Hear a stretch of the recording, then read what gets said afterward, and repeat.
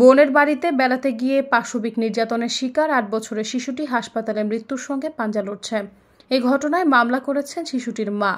মামলার এজাহারে তিনি অভিযোগ করেন, বড় মেয়ের স্বামীর সহায়তায় তার বাবা শিশুটিকে ধর্ষণ করেন। বিষয়টি মেয়ের শাশুড়ি ও ভাসুর জানতেন। তারা ঘটনা ধামাচাপা দিতে শিশুটিকে হত্যা চেষ্টা চালান।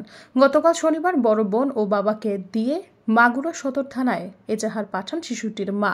সেই অনুযায়ী বেলা ৩টার দিকে মামলা রেকর্ড হয়।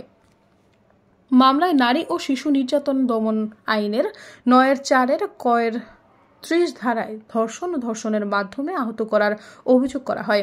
মামলায় শিশুটির বোনের স্বামী, শ্বশুর, শাশুড়ি ও ভাসুরকে আসামি করা হয়েছে।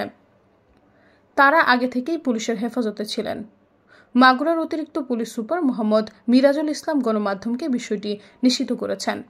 সৈয়দা ফারিয়া, সমযোগ।